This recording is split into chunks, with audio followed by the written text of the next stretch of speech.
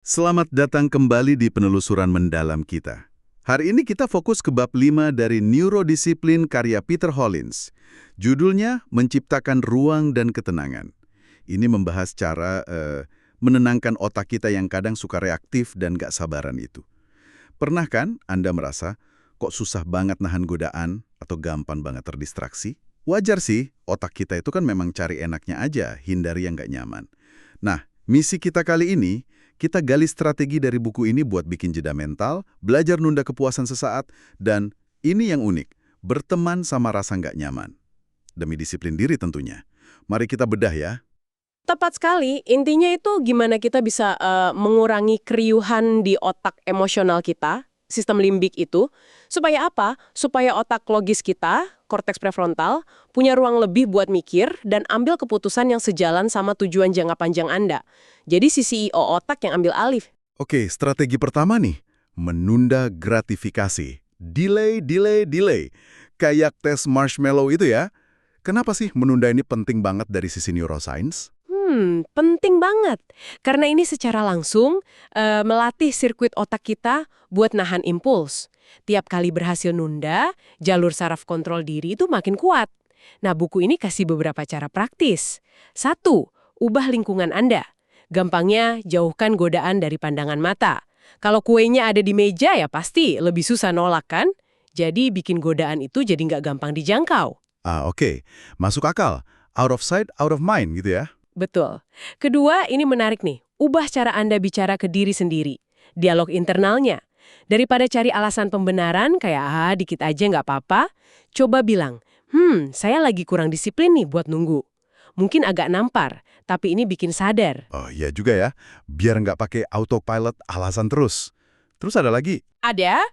Ketiga, selalu ingat kenapa Anda menunda. Fokus ke hasil jangka panjangnya. Itu penguatnya. Dan keempat, pakai teknik mengapa 5 kali. Kalau ada dorongan impulsif, misal mau beli sesuatu, padahal nggak butuh, tanya terus kenapa sampai 5 kali. Biasanya nanti kelihatan, alasan sebenarnya itu nggak kuat atau nggak sesuai prioritas. Jadi mikir lagi deh. Jadi intinya menciptakan jeda ya antara dorongan sama tindakan. Kasih waktu buat otak logis kita, si CEO itu buat ngomong dulu gitu ya. Tepat, memberi kesempatan otak logis mengambil alih dari sistem emosi yang lebih impulsif. Oke, lanjut ke konsep kedua. Mindfulness atau kesadaran penuh. Saya dengar ini bisa sampai mengubah struktur fisik otak. Gimana tuh cara kerjanya menurut buku ini? Iya, betul. Mindfulness itu kan praktek memusatkan perhatian penuh ke momen sekarang. Apa yang Anda rasain, apa yang Anda pikirin, tapi tanpa menghakimi. Ini kayak neken tombol pause buat pikiran yang suka lari ke masa lalu atau cemas soal masa depan. Otak jadi lebih tenang. Nah, otak yang tenang itu lebih jago bikin keputusan disiplin. Oke, jadi lebih tenang, lebih bisa mikir jernih. Nah, ini bagian kerennya. Studi MRI pencitraan otak gitu yang dibahas di buku ini menunjukkan kalau latihan mindfulness rutin itu bisa menebalkan korteks prefrontal. Ingat, itu pusat kendali kita. Dan di saat yang sama, bisa menyusutkan amigdala. Itu pusat respons lawan atau lari kita yang emosional.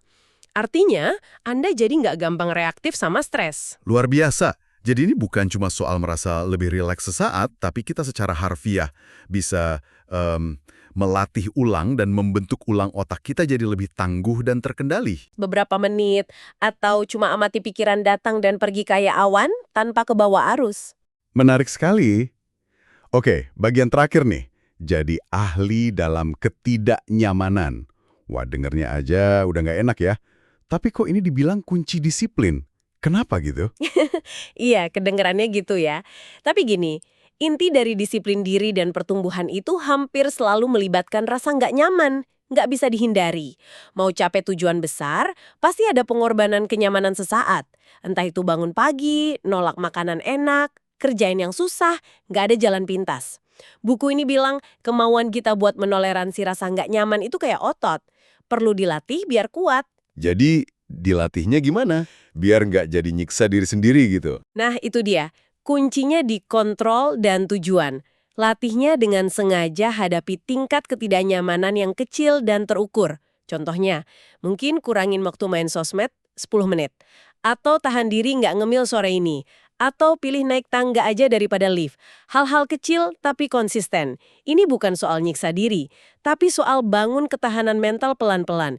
Biar nanti pas hadapi tantangan lebih besar, kita udah lebih siap. Anggap aja kayak vaksinasi kesulitan. Oke, paham. Jadi ada niatnya, ada tujuannya, dan skalanya diatur ya. Kayak kutipan Marcus Aurelius itu, lakukan apa yang harus dilakukan. Bukan cuma yang nyaman. Latih diri tembus rasa nggak nyaman itu. Jadi kalau disimpulin, 3 strategi ini, nunda gratifikasi, latihan mindfulness, sama sengaja hadapi ketidaknyamanan, semuanya saling nyambung ya. Betul sekali, saling mendukung. Ketenangan dari mindfulness bantu kita lebih gampang nunda dan hadapi nggak nyaman. Kemampuan hadapi nggak nyaman perkuat tekad buat disiplin dan sadar. Sinergis gitu ya. Tepat, ini kayak satu paket alat yang kerja bareng. Nah, sebagai penutup, mungkin ada pertanyaan buat Anda renungkan. Kalau kita tahu bahwa sedikit ketidaknyamanan hari ini, itu investasi buat kekuatan mental kita ke depan, ketidaknyamanan kecil apa ya yang bisa Anda pilih untuk hadapi secara sadar hari ini? Sebagai langkah pertama, melatih otot disiplin Anda. Pertanyaan yang bagus untuk jadi bahan refleksi. Baik, sampai jumpa di penelusuran mendalam kita berikutnya.